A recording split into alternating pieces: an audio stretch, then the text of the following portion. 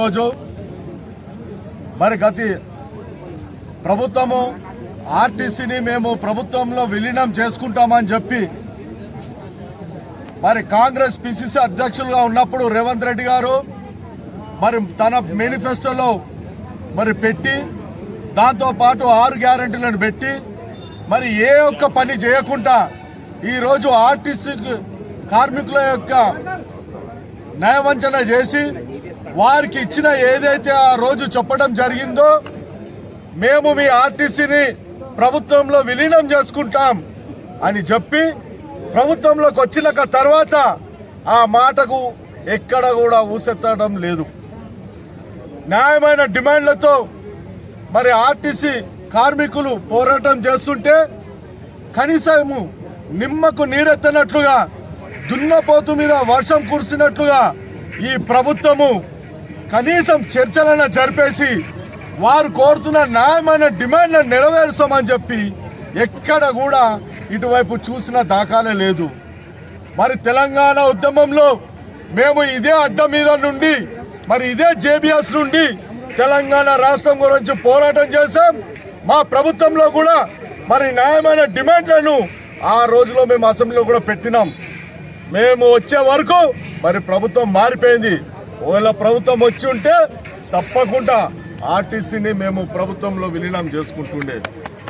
కానీ ఏమైంది, ఈరోజు ఈ ప్రభుత్వం వచ్చింది కదా, మరి ఈ ప్రభుత్వం చెప్పింది కదా, మన చెప్పటం ఒకటి చేతులు చూపించడం ఒకటి. ఎంతో మంది ఆర్టీసీ కార్మిక నాయకులు మరి డ్రైవర్లు సోదరులు మరి ఈ యొక్క ప్రభుత్వము న్యాయవంచనకు గురై ఈ ప్రభుత్వము మొండి వైఖరికి మరి ఎంతో వారు ఆందోళనకు గురై మరి నిన్న మనం చూసినాం.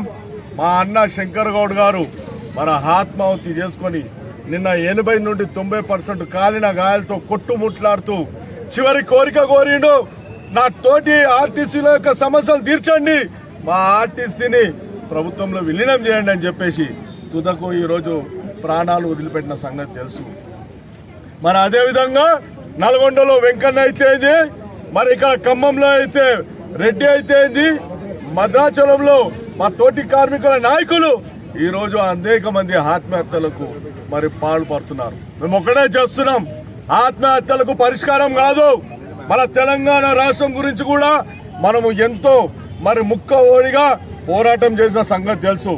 నాతో పాటు ఇదే గడ్డ మీద ఉన్న మా నాగేష్ అయితేంది, ఉపేందర్ మన చక్రవర్తి అయితేంది, మరి ఉదయభాన్ అయితేంది, సీను అయితేంది, మరి రెడ్డి అయితేంది, చాలా లక్ష్మణ్ అయితేంది, చాలా మంది కూడా ఇక్కడ వాళ్ళకి పోరాటం తెలుసు, పోరాటం జేఏసీ నాయకులకు తెలుసు. మేము ప్రభుత్వం ఇప్పుడైనా మొండి వైఖరి వదిలి న్యాయమైన డిమాండ్లను పరిష్కరించాల్సి కోరుతున్నాం. మా బీఆర్ఎస్ పార్టీ తరఫున మేము పూర్తిగా మద్దతు తెలియజేస్తున్నాం. కార్మికుల వెంటనే సమస్యలు తీరే వరకు కూడా మేము తప్పకుండా మా యొక్క పార్టీ పరంగా మీకు సాంఘీభావం తెలుపుతూ మీ కార్యాచరణలో మేము కూడా ఉంటామని.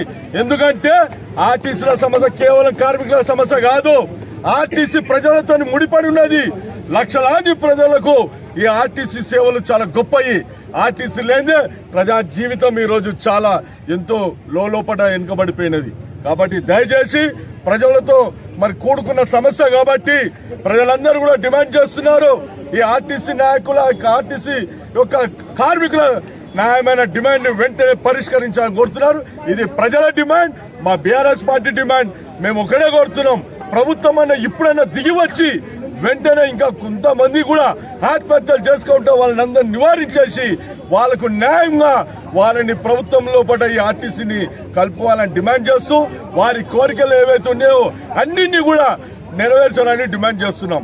జై Telangana. RTC co convener Sudhakar గారు, మధుకర్ గారు, అదే గౌడు కృష్ణగౌడ్ గారు, మన జేఏసీ మద్దతు ఇస్తున్న ప్రభాకర్ అన్న, దయచేసి అందరు సైలెన్స్ సార్. మహబూబ్నగర్ పోలే 2 నిమిషాల్లో ఇక్కడ మనం ప్రోగ్రామ్ చేసుకున్నాం.